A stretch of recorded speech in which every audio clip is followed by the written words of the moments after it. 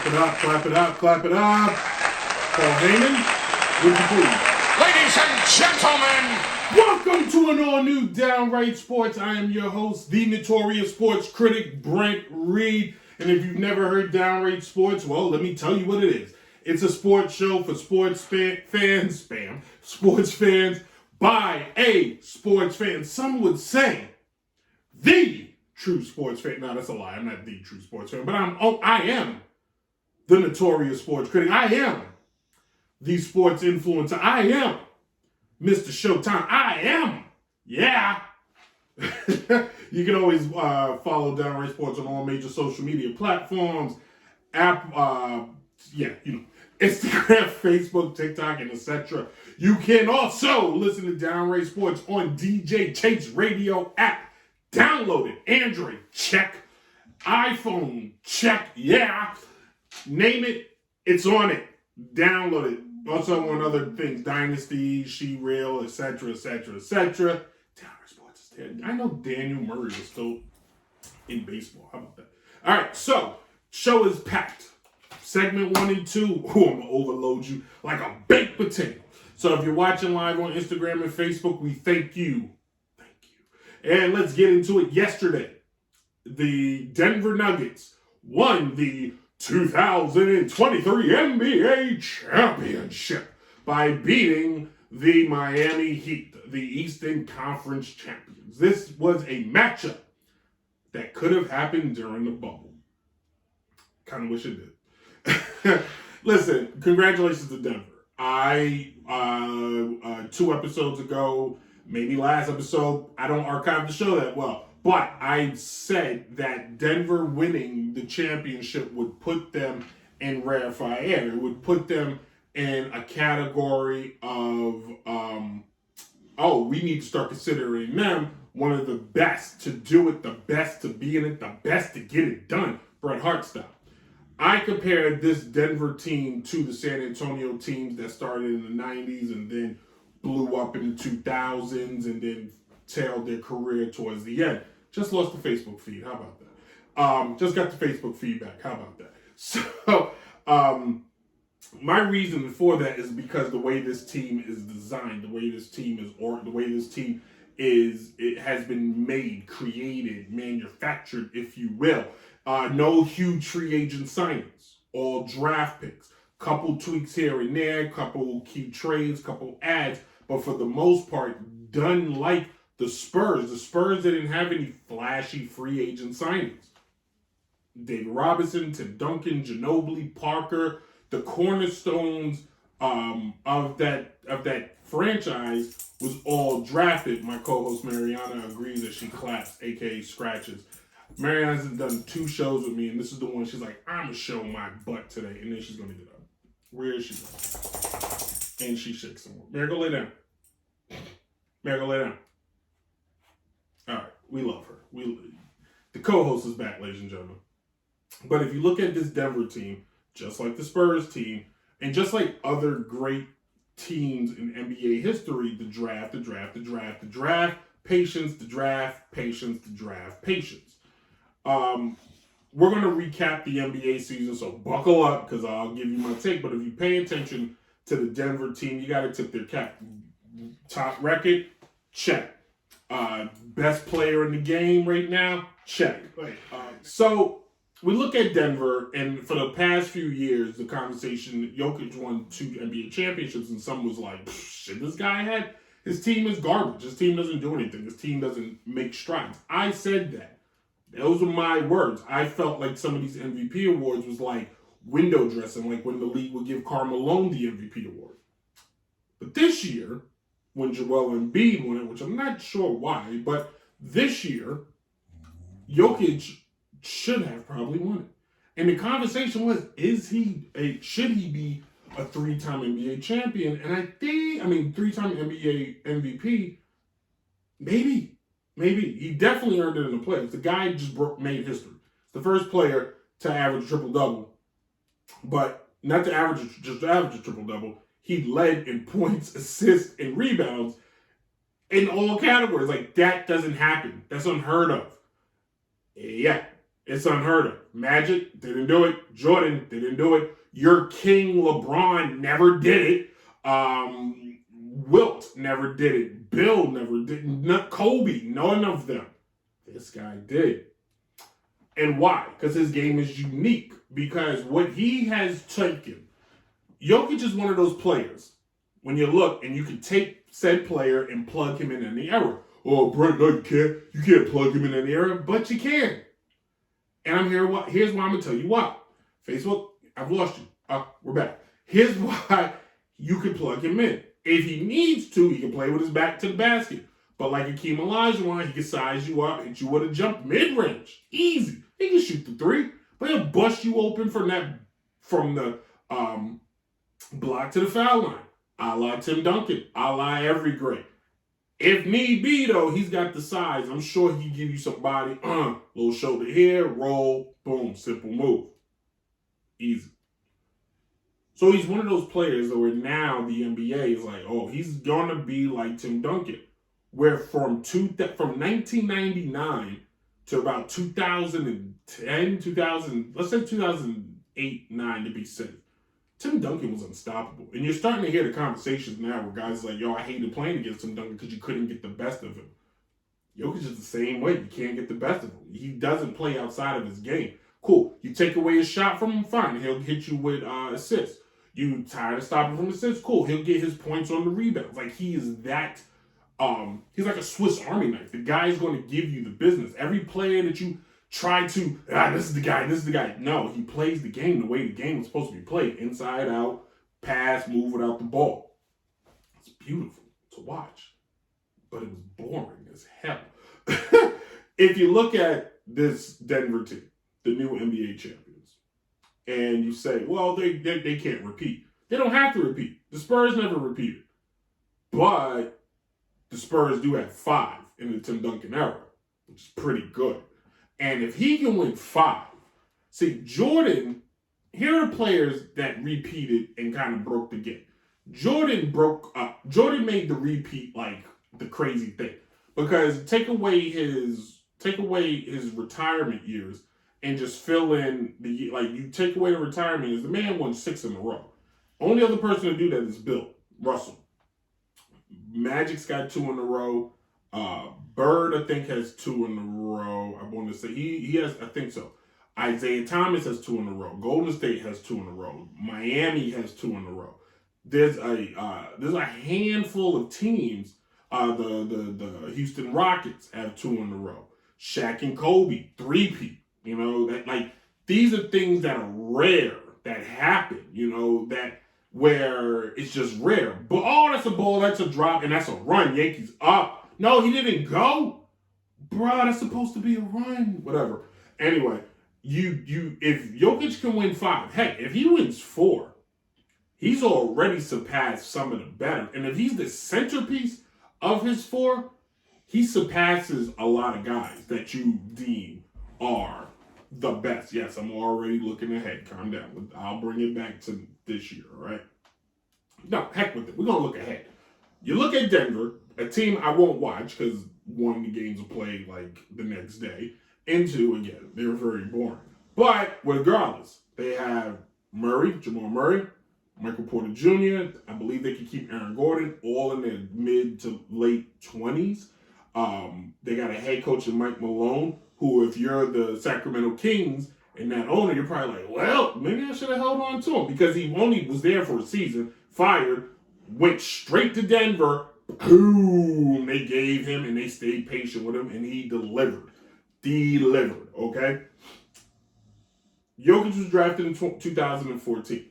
Murray was drafted in 2016. Porter was drafted in 2018. And you're like, Brent, why'd you bring that up? I'm going to tell you why. Because for every team, the 76ers, the Lakers, the Brooklyn Nets, who else was trying to buy a championship? Just plug in name. Denver is showing you, and the Milwaukee Bucks has shown, patience is key.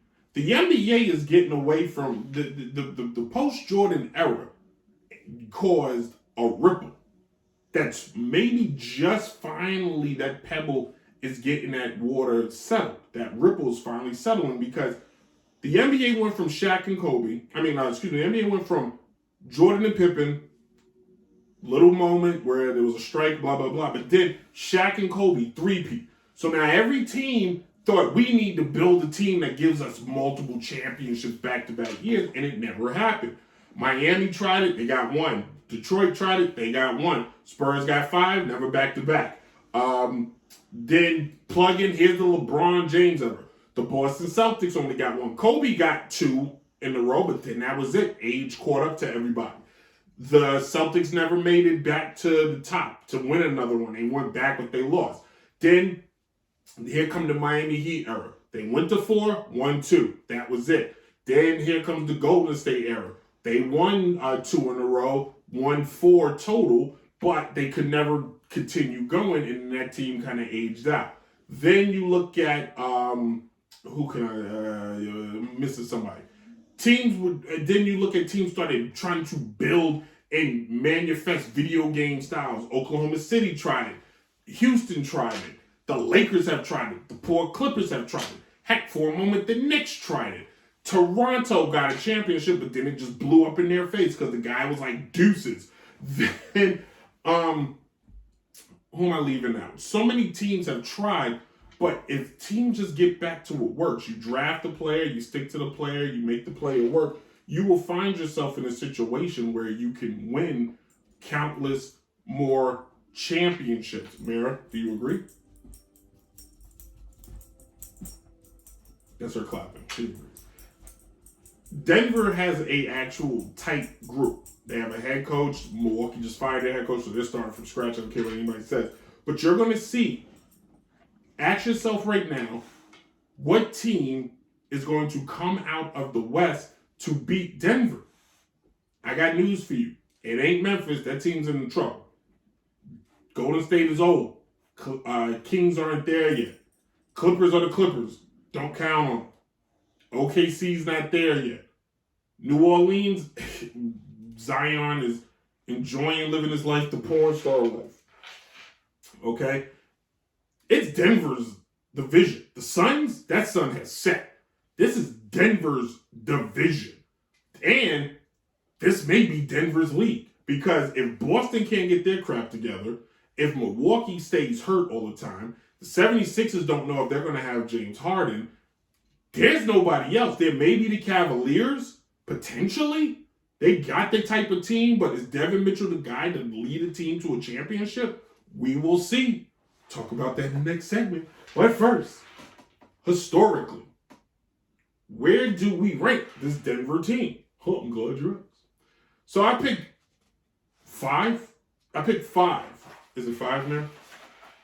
Yeah, was it 5? It was 5. I picked 5 NBA championship teams that stood out to me. And I didn't get crazy. So I picked the 2016-2017 Golden State Warriors. I picked the 97 Bulls, the 86 Boston Celtics, the 02 Lakers, and the 2012 Miami Heat. All won championships. All teams that some would say was like, ooh, pretty good. Computer, come on. So if we start with the Golden State team and they face this Denver Nuggets, we got to ask ourselves, could the Nuggets beat that team? Well, that Golden State team won 76 games, 76-15. That team had Steph Curry, Kevin Durant, Draymond Green, Andre Iguodala, Sean Livingston, JaVale McGee, Klay Thompson, right? And also Anderson Virgil was on that team. That's a tough matchup. These guys actually have faced each other in reality, but this Denver team versus that Golden State team. The question is, Steph Curry, you got to watch him. Well, this version of Murray can guard him. This version of Otto Porter, like if you're gonna Otto Porter can guard Kevin Durant. Kevin Durant is tough. The problem is that's a young Klay Thompson that gave buckets. All right.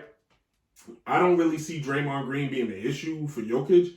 But that Golden State team is going to be tough because I don't know if the Denver Nuggets will be able to outscore them. Here's the kicker. If we look, Giancarlo Stanton, not a homer. If you look, that Golden State team averaged 119 points that postseason. They had a point differential of 13.5. They was beating teams by 13.5 in the playoffs. They allowed 105 points, which is pretty good. This Denver team had a point differential of only 8 points. They averaged. Did I write down what they averaged? I swear I wrote down what they averaged. Come on. Come on.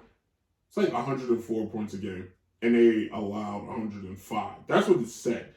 I think that's true. If they're going to allow 105 Golden State, it's going to be tough. I'm going to give it 6 games, but I'm going to have to give it to Golden State. I'm going to have to. We look at the Chicago Bulls. MJ, the true X factor. Scotty, a very, who on Denver wants to guard Scotty? The crazy thing is Scotty could guard 5 different positions on the floor. You know what I mean? If Scotty wanted to, Scotty could guard Jokic. Problem is Jokic would body him. But then, you know who would actually guard him? If we look at that 97 team. So, that 97 Bulls team was 69-13. Phil Jackson was the head coach. Phil Jackson would figure something out. You got Scotty, Tony Kukoc, Steve Kerr, funny enough, Michael Jordan, Ron Harper, Dennis Rodman. All right? And I would say Dennis would irritate Jokic, but I don't think he could stop him because the guy is that good. The problem is that Bulls team scored about 103 points a game. They allowed 92. So right there, Denver can overcome that. But that Bulls team defensively, Jordan is one of the best on the ball, off the ball defenders. It's a tough one. Jordan never actually got to play a true center, if you will, in the finals. Like, Vlade Divac was the closest thing, and that was no, right? So if you think about it, all the great centers of the 90s, he faced them in the regular season, and he faced them in the playoffs, but not in the championship. The championship was mainly guards, forwards, who he faced. Denver may have a chance. Depending on what style of rules, if they're playing more 90s rules, you got to favor the Bulls. If it's a neutral, kind of a weird flux of rules in an alternate reality, 7 games, I'm going to push. All right? The 2012 Heat, we look at that. You got a young LeBron, a young D. Wade, a young Bosh. Then you had Shane Battier. You had Mario Chalmers. You had Juwan Howard. That's a joke. But you really look at this team, Denver beats that 2012 Miami Heat team. I'm just saying. They do. Like, I don't see... That team, that 2012 team beat OKC, a young OKC. But the year before that, lost to Dallas with Dirk Nowitzki, who's a more athletic Jokic. So I'm just saying, I would give Denver the edge on that. All right, let's wrap this up. The 0-2 Lakers, sorry. Jokic, I know he's great. He doesn't beat Shaq. Nobody did. Shaq and Kobe is still the greatest dynamic duo to ever play. Period. And I know you're like, oh, Shaq and Kobe. I mean, Michael and Pippen. I'm here to tell you right now, my personal opinion, that 0-2 Lakers beats a Bulls team. Maybe not all of them, but I could see them beating the 96, 97 Bulls team. There's no answer for Shaquille O'Neal. And the rest of the team, as Shaq says, the others played their part perfectly. Finally, the 86 Celtics. I feel like this is the one that goes 7. I feel like this is the one where the Denver Nuggets meet their biggest, mirror images, okay? Because Bird could guard any of the guys if he wanted to. Go back and watch, okay? The problem is who's guarding Bird. You could probably put Porter on Bird. You could put Aaron Gordon on Bird. But Bird was deceivingly quick. His first move was very fast. But not to mention, you got to stop at Kevin McHale, who was a great post player, was probably one of the best power forwards. Someone used to say was the best power forward. You got to stop Dennis Johnson, who was a fantastic scorer. Not to mention a fantastic defensive player. And then if you needed cheap fouls or a guy that could give you business, you got Bill Walton that could come off the bench and give you some business. Like this team, if you look, at that 86 team, they averaged 114 points a game. They allowed 104 points. So they had a great, they basically was beating teams by 10. Bird averaged 25 points, McHale 21 points, Dennis Johnson 15. Even Robert Parrish, who was like 25 and looked 90, was averaging 16 points. Robert Parrish would give Jokic a lot of, he would bang him up a little bit. He would be there. Those guys weren't flat foot players. They ran. That Celtics team was a running gun team. Ball off the backboard. Let's get this thing down the court. Let's look to score quick. Let's get the dunk. Let's get the layup. Let's get the three. Let's get the two. But they got the ball moving. One of the better teams, go Google them. One of the better teams. And I feel like that's one of the older teams that I could see the Denver Nuggets having their hands full with and not able to win. If they're anything, because the three-pointers, the X factor, that team didn't shoot a lot, but they could shoot threes. Like, that's the thing. The teams in the 80s could shoot them. They just didn't take them because they didn't need to, because they used to run an offense, and the offense was designed to get the ball to the basket for a layup. So, that's how the game was played.